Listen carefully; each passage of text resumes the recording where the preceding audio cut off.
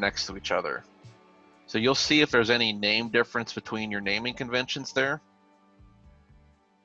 But I think we're good. I think we got what we need now. I'm going to select everything, delete history, freeze transformation, make sure we're all cleaned up on this.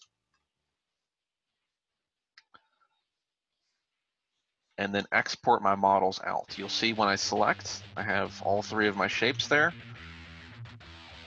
File, export selection. Lecture models. I just need to make a new folder for Katana, since I'm actually taking this somewhere.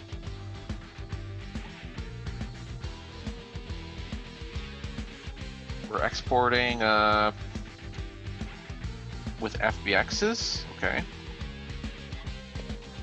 Katana high. Smoothing groups turned on, tangents of binormals. We're gonna make that inside substance painter, so don't worry about that. Export you out as the high. Oh, you know what though? Before I get too crazy with this thing, oh, that's what I want to do.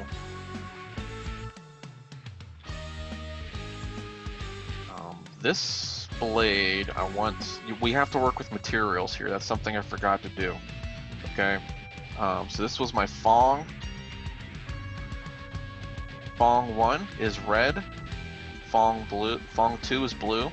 Almost tongue twister there. Actually, yeah.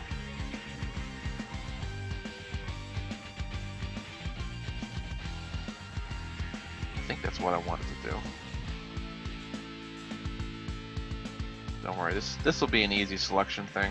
It doesn't really matter what these other colors are, because I can just grab that entire shape and just color it in, so no real need to worry about that.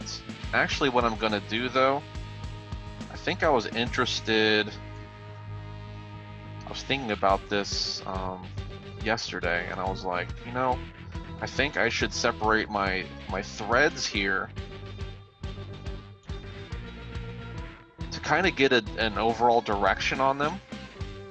I may want to assign them a different color. So here's what I'm going to do is I'm going to add a new material. It's a new Fong, and we're going to make this one green. So I think that's green, right? And that's going to, oh, I missed one. If I want to change my, no, I don't want to do that actually. I want to assign you to an already existing Fong. There we go. What this is going to do though is let me separate these threads out if I want to put a certain direction on them in the UVs, or as far as the texture direction goes, then that's going to support me through that as well. Okay, so that's pretty colorful. We'll see how it works. You know, if all things fail, then I can grab two different colors and just put it together into one layer. Just make one mask out of it. Okay, so those are my three materials that I'm exporting for that. Three different colors to make an ID map. Okay. This is only really important if you have high-res details.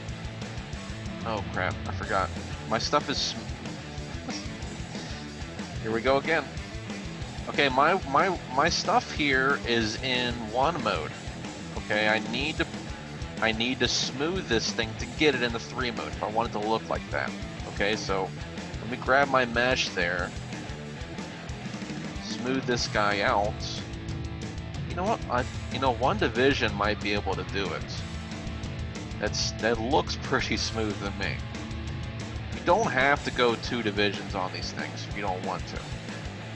Let's see what this looks like. And break. Nope, we're good. Okay. Get as much resolution as you need for these shapes. I think 1 division as smooth is definitely all I want to go for with this shape. Okay. And this guy, I don't know. Let's smooth this guy, just for giggles here.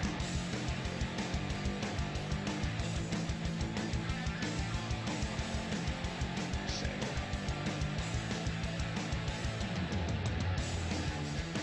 I need some holding edges here. I want to see how much of a difference it is when I smooth this guy out.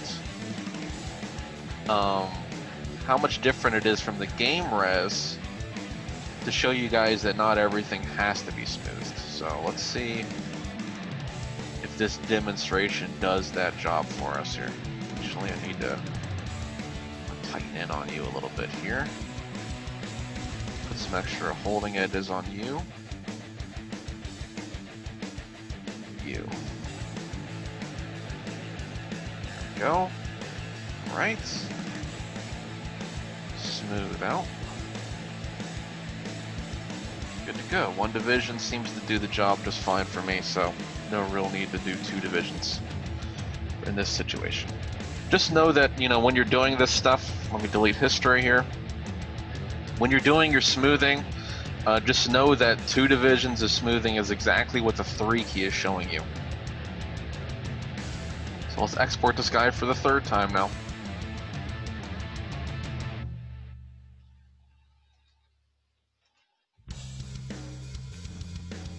Alright. Now, this guy. Once again though, double check. Make sure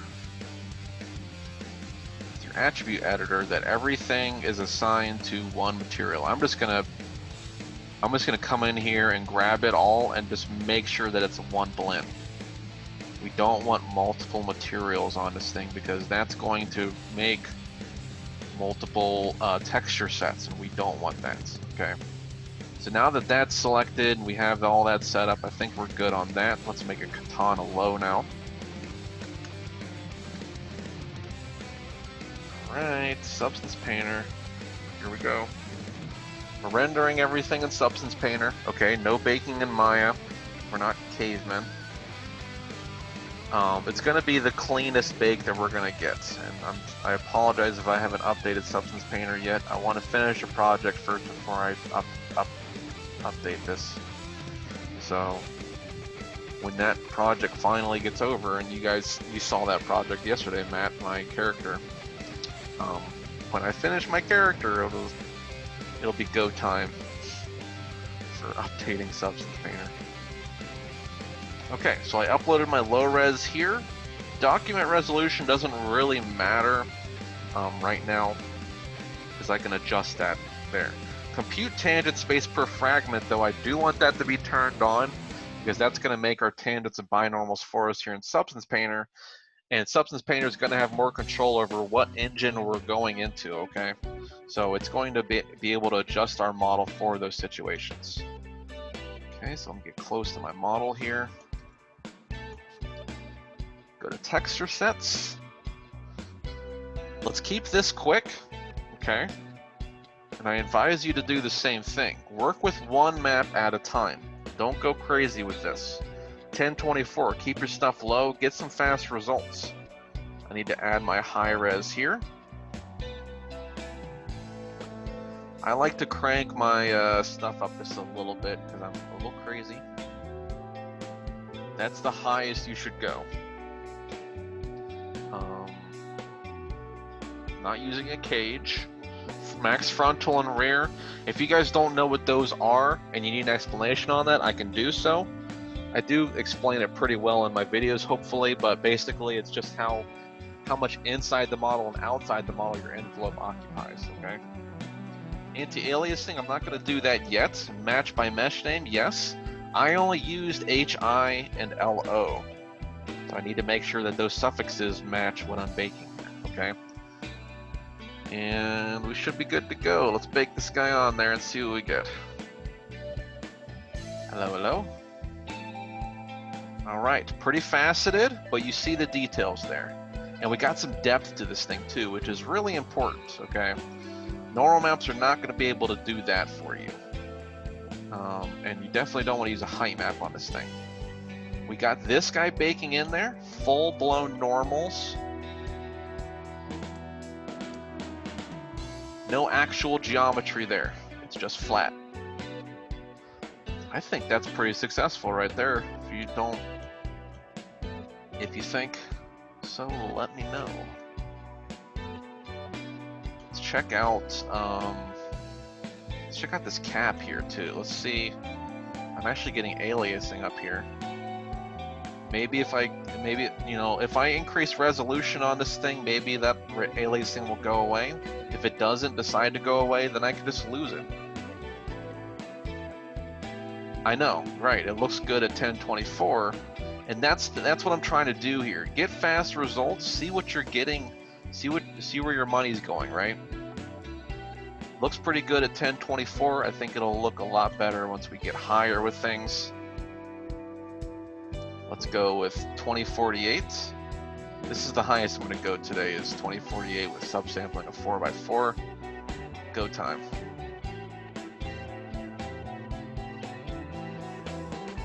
Alright. Now you do want to get to 4K.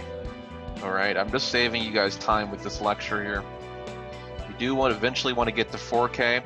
The anti-aliasing did a good job of kind of blurring out some of my pixelization there.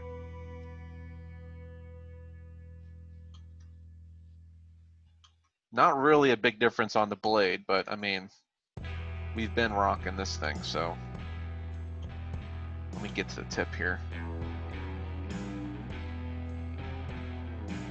Mildly faceted, okay.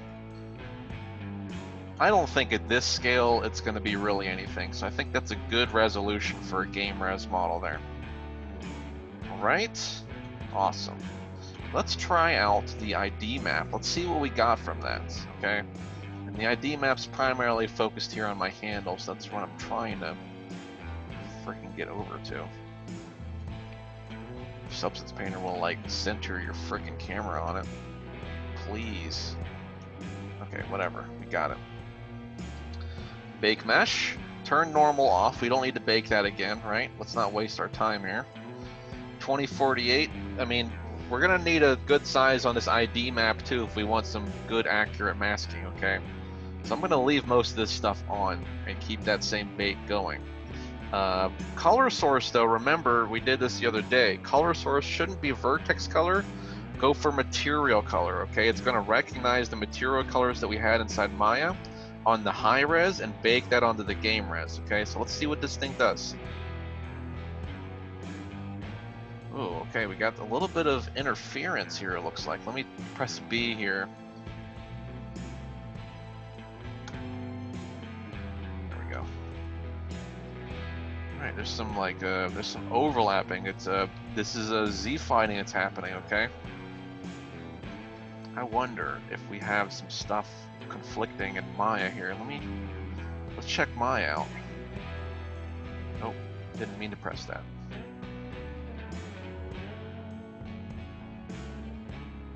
See, look at that. Okay, so that was bad. Something got moved around a little bit here. Let's It's good that I caught that too. I probably wouldn't have seen that in the normal map even, okay? So let's jerk that around a little bit here. Freaking sucks that I already smoothed this thing. Let's just scale. Scale down a little bit. There we go. That'll get the job done. Hopefully it's within capturing range. But it's a good catch there. I think if it was normal maps, I may not have seen that kind of detail. So, you know, check your stuff out there, okay? Let's see. Let's see what normal maps look like now that I'm seeing that error happening. No, I'm not really seeing it on the normal maps though. It's really strange.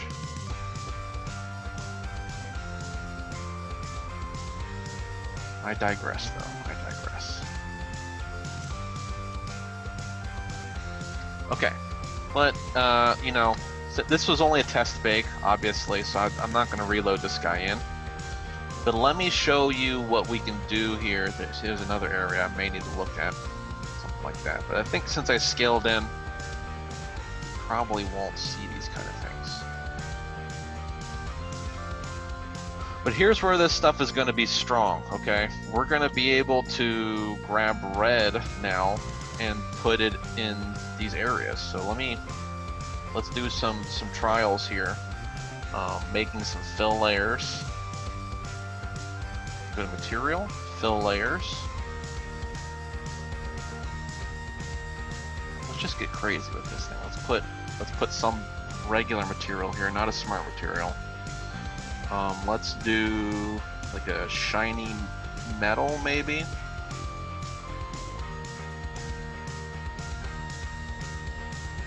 And let's do plastic cables. Okay. Now, our metal here, I'm gonna do black mask. We're going to add a color selection to this black mask. And from the ID map here, I'm gonna be able to go to pick a color and hit red, and now everything that was red in my ID map is now selected for that mask. If I look at my mask here, there's my mask. Okay? And then I could just say, hey, I don't want you, well, I can add a paint over this thing. And I could just say, hey, that blade was red too, so let me just grab this shape and mask it out. There we go. Now I only have shiny metal in that area. Let's do the same for our plastic cable braided thing. First of all, I'm gonna up the scale on this thing. That way you get like a texture going here, right? And let's rotate it too. Now for this one, I'm gonna say add a black mask and add color selection. And for this one, let's pick green. So we have a very clear selection of that one material there.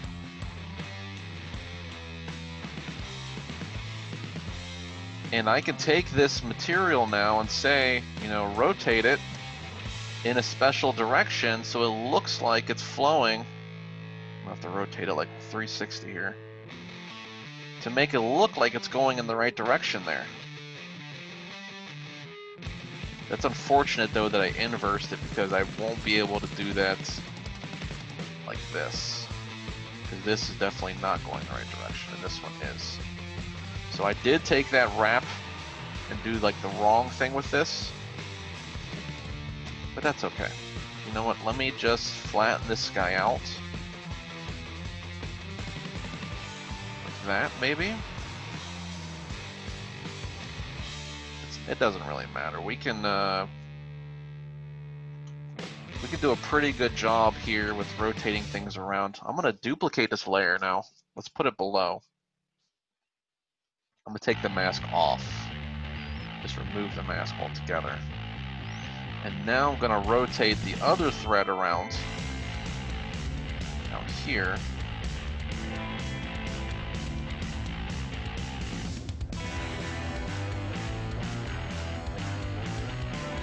Now that seems to be overriding my other stuff though.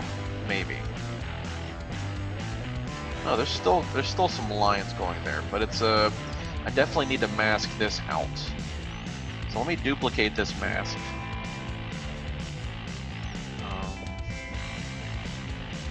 Copy mask.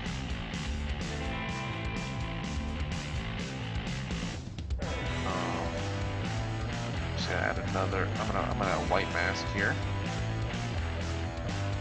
Nope, didn't need to do that. Paste mask. Paste into mask. Why did it give me color selection?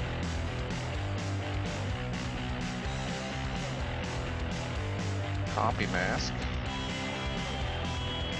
Paste into mask.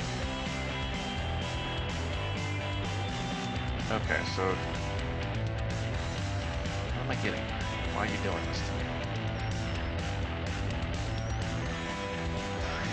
I'm gonna pick that color. Oh, it's because I started off with white. Let's do black. Black mask. Paste into mask. There we go. So that's what I wanted there. Now, instead of me doing that though, I'm going to add something else here. I'm going to put a levels on top of it. And I'm simply just going to say invert. I want to invert my selection. So now everything's masked but what I had earlier. Okay, and then I can also, can I add another color to this? Can I add red too? There we go. Red was also added. So you can put two different colors there. I want you to select red and green. Why I did that though was because I didn't want any seams between those two colors. You know, if we look at ID map here with baking, the combination of these colors together is going to make a different color, so there may be some seams in there that we may not be able to cover. So that's why I kind of did it opposite this way. But now, with this plastic cable, we can rotate things around and it's not messing with the rest of the cable. So now it really looks like we have a fiber that has different direction to it going around this model. Okay? That's some pretty cool stuff there. It'll definitely be cooler too when we get some AO on this thing. So let me get some AO baked in here. Turn you off. Whatever, just bake it in there. This may be a little bit longer bake. We'll get some AO in here too. Put some curvature on this too, maybe. And that's gonna help me separate these threads out and really get these details baked in there. So it looks like the handle's already done baking. It's just working on the blade maybe, and the cap. Any of this confusing to you guys at all? We're just playing with this stuff. I'm showing you the purpose behind it all. Giving you some quick masks that you don't have to paint in there. Alright, and we're done. Already seeing a little bit of an improvement on some of these guys. Now that's an unfortunate seam right there. I wonder... Let's take this UV projection and turn it to triplanar. Now that kind of changed things a little bit. I'm gonna have to readjust scale here and rotate things slightly. Hopefully, you know, we're getting a little bit of a less of a seam here on that though. Triplanar projection is gonna be, it's a little more costly, but it's going to take care of seams. So let's do the same thing with this guy here. UV projection, triplanar. Bump the scale up a little bit, rotate things in a different direction. And now it's looking a little bit better, I would say. That's there we go. Cool. Alrighty, and you see like those that AO I think is coming in pretty good. We can do some smart materials here and put some dirt buildup or something. Find some stuff that's going to get in the crevices. Stains, scratches. No, that's not going to work with fibers. Find something that's good with fibers. Painting old, no. Dust soft. I don't think that's using cavities though. I want like cavities. Dirt cavities. There, that's gonna be a good one. Let me just make it, let's make a fill layer here. Dirt cavities as a mask.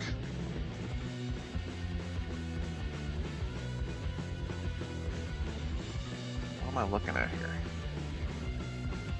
It's not a mask. Add a black mask and now let's do dirt cavities. Wow, why? Why have you done this to me? Add a black mask, add a fill, or add a generator. Put you in the generator.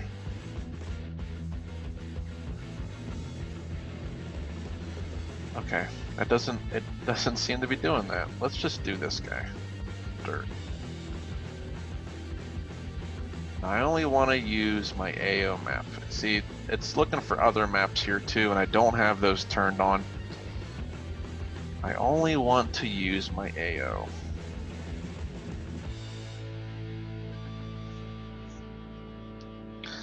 It doesn't really want to give me that.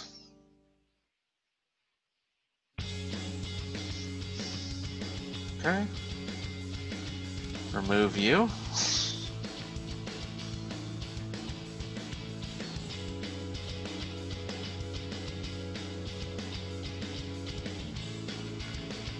Fill in here? I don't know. I should be able to do this stuff. Paint. Mask.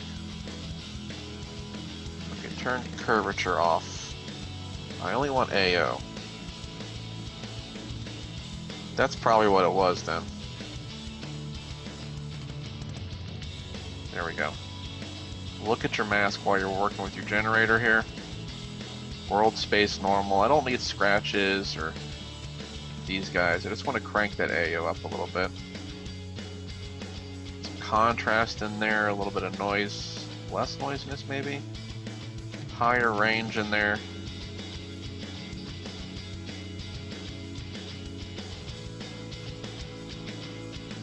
Let's see what this looks like here.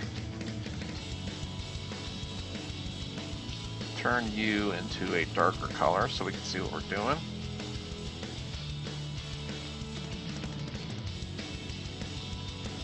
There we go. Now we got a little bit of dirt kind of building up in some of these areas, and we can start to see a division in these threads. Alright. This will come out pretty cool when we get it done. This was all just an experimentation though on that test bake. So, giving you something to look forward to, right? Giving you control over your model here is basically what the intention of today was, and showing you how important those baking maps are to your model to give you that much control. And you know, once again, like, you know, just looking at how much geometry we actually used, that's a pretty big improvement in my opinion. So we're going to keep this model going and Zoom tutorials to come. And, you know, I definitely need to get a handle grip modeled on this thing and a brass fitting there, copper, whatever material it is. But we're gonna make this thing happen. All right. I think I might need to get a better end cap on here too. Maybe we can find something cooler than that. Sound good?